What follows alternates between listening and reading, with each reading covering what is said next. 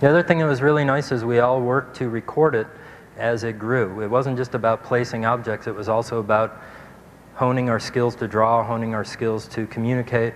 Right? What we found was, in the same way that the photographs, everybody sees the world differently. Everybody sees the world differently, and they also have different skills that they bring to that communication exercise.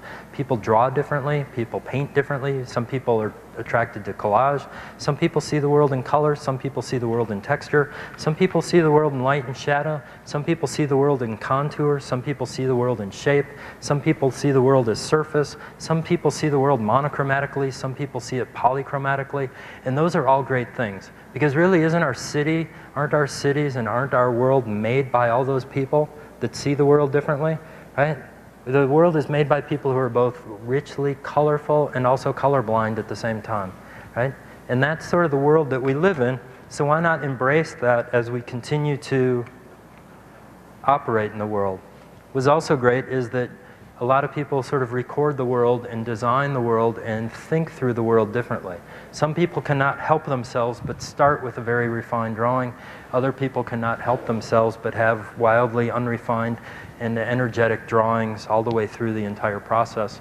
And I think that was part of a great discussion that emerged out of the studio. So the studio isn't entirely an environment to make stuff and make sexy stuff and play sexy stuff, but it's also to generate this collection of discussions that makes our operation on that world that much more sophisticated.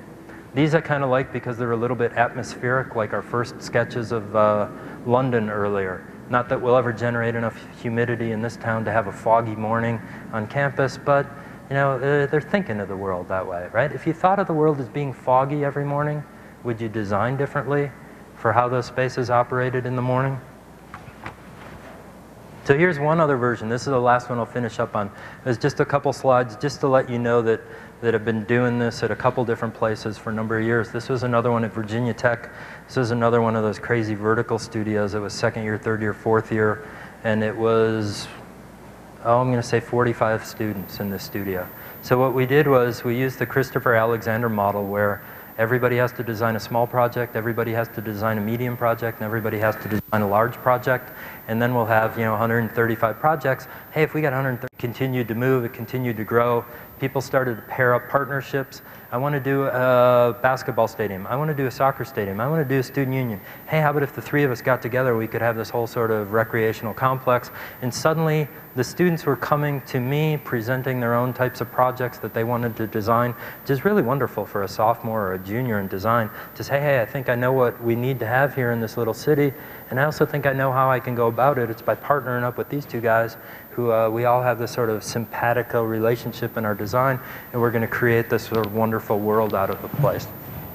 So you ended up with a whole collection of projects. I mean, there were restaurants in here, there were classroom buildings, there were residential buildings, and it continued to sort of re-densify as it grew. We did have a set of rules that went to this that sort of encouraged the urban density of interaction and sort of tried to mitigate our tendency towards suburban sprawl. Party wall was redefined as not being a four-letter word in the studio. There were a couple other things that we did to try to encourage that sort of interaction. In this case, you can start to see the main street as it worked its way through. There was a McDonald's in here, which is always really helpful right by campus, as I can attest to personally. And then the one on the right is just one little example. That's a bus stop, right? You take the shuttle from the main campus over to the new campus. Where are people going to get on and off that bus? What a joyful bus stop, right? This is somebody who's really started to find, even in our small interventions in the city, we can make a place that would actually be a nice place to dwell. That guy even looks like he's happy in there, that's sort of singing and enjoying his day as he makes his way across campus. So, few examples about understanding place and starting to find ways that we can operate in that place, in a place that is always changing, either because of the seasons or because other people are operating on it with us, and a few little examples of how we might be able to start to contribute to that world as designers. Thank you.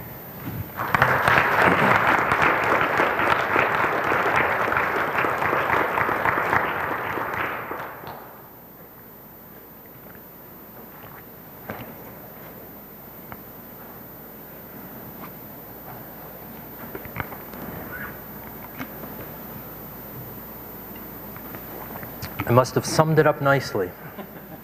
Anybody have any questions at all? Yes? When you were taking photos, learning from Las Vegas, why didn't you make it residential? There were some residential photos in our set of 8,000.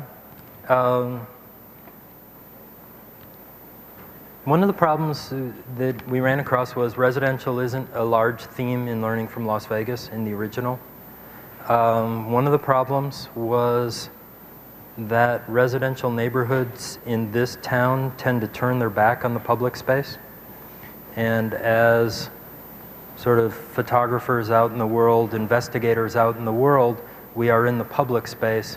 And what we tend to find is our developer-driven housing projects turn their back in creating an inward-focused community. And so we got a lot of photographs of the backsides, you know, those nice block walls that go for miles across town. We did get some photographs within particular residential developments, if people happen to live in those developments, you know, sort of personal shots of their neighborhood. But one of the things we actually found that was kind of curious was when people got home, that neighborhood was not very public, right? Once they drove into their gated community, once they drove into their gated driveway, once they run into their gated porch, to get into their gated front door, to get into their sequestered backyard, they weren't going back out into the streets and sort of occupying that environment. And I think that had a lot to do with it. I mean, there are a few residential photos in our slot, but as a sort of phenomenon in the city, it really didn't rise up out of that exercise. Yes? I think right at the beginning you talked about a picture about order. Oh, the order in this landscape is not obvious. Right. I think it says also something else about society, that with downplaying truth and anything that's eternal has now pretty much been almost obliterated. And with loss of truth, believing in it, order also disappears. And so the need for order, even though it's within every one of us, because you just said in the residential neighborhood, people want order. That's why they go behind the door, because there's order there. However, in Las Vegas, you have an economy that says, no, we don't want order. We want chaos. And that's because there's no truth. You know what I'm saying? I think so. Reflection of society in general. There's a couple ways I would think about that. Whether that's truth with a capital T or truth with a smaller t, I think matters quite a bit. And that one of the reasons that we have a whole number of truths with smaller t's is in reaction to having truth with a capital T forced upon us, right? So that other organizations of the city, right, that are built on a capital T truth have actually produced fairly hideous places for us to live and grow up. And so we've demolished slums. We have demolished large residential housing in this country. We have gone through urban renewal. We have gone through a number of reappropriations of our space. But the other part of the question is sort of more interesting, I think, is not whether it's many small truths or one great big truth, but whether we believe in that truth or not. That seems to be the interesting question for me. Because I think we have definitions of beauty, but I don't think we really believe in them very much. If we did believe in beauty, we would create a more beautiful world to live in. Right? If we started to believe in some of those truths and actually take a hold of them and design as if those truths, you know, they don't need to be self-evident, but they need to actually be worth believing in.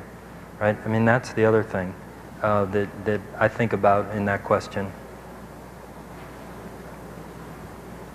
Yeah. On the photo with the crossroad and the chair. Yeah. We mentioned that it might be worth the journey, that maybe going there is worth it. Would you consider that heroic, taking that step? Is that part of the heroic end, is taking the step to make that you know, as a design? That's a great question. Out of the norm and saying, I'm going to try this. And then could that be ugly if you fail? I mean, you might represent Yeah. it's ugly. Yeah, whether you fail, I don't consider failure ugly. Personally, I consider failure much more noble, right? I consider failure to be part of that heroic journey, right? The trial and error in design, particularly in the studio, right? And I know, given my own sort of talent or lack of talent, that I need to produce 20 things to get one good one, right? So I have to get 19 failures to get one success. That's sort of my rate, you know, over the years. So I'm a big fan of failure as a way to learn about the world, right? So the plot of the hero's journey is really about, in a lot of ways, learning through failure, right? Ulysses does not succeed all the way through the Odyssey. Don Quixote definitely doesn't succeed all the way through, right, his journeys. And that's a good thing, I think. But, you know, it's interesting to think of the question, is it heroic to place the chair down there? Or is it heroic for the person who comes to that fork in the road, right? I mean, is Robert Frost the hero because he takes the path less traveled, right? That's a great question, right? Or is he heroic because he has posed that question to the rest of us and allowed the rest of us to make that choice of whether we want to be heroic or not in our own journey? Do we want to risk failure in our own daily lives every time we come to a fork in the road? So you could think of Frost as the architect there, or you could think of Frost as the character in his own poem in that way. Yeah, that's a great question. Yeah? Are you teaching any theory classes this spring here? Theory classes. Depends what you mean by a theory class. Anything non-studio. Not at the moment. This spring I'm just teaching the Master of Architecture thesis studio right now, which is heavily a theory course, if you ask them. It should be a theory course. What do you mean by theory? Anything you can register for? Oh, anything you can register, so anything that says theory in the catalog. What's your definition of theory? Do you have a definition of architectural theory or design theory? Things that aid you in your path. Things that aid you in your path. Things that help inform your actions in the world. Yeah, that's really great. That set of principles that helps guide you. Right? If you go back to sort of the original Greek definition of the word architect, right? It's sort of archi and tecton. And tecton is really about building, tectonics, and how things are built. But the archi part of that in the original Greek definition means with principle. Right? So architecture really means to build with principle. Right? So I think it's great to think that you always need a set of beliefs, a set of principles, a set of theories, if you will, to help guide you in that making in the world. That's a really nice way of thinking of it. So at that point, I would argue that every architecture class is, by definition, a theory class, or by etymological definition, a theory class. It should also be a making class too, right?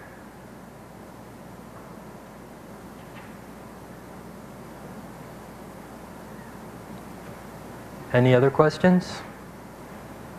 I could start calling on people. That would be good. Well, thanks a lot for coming, and yeah.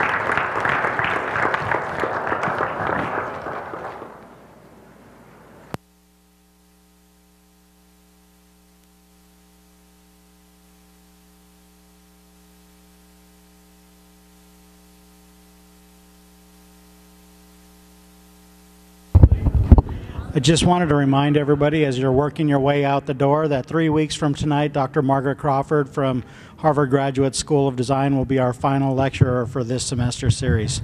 Thank you.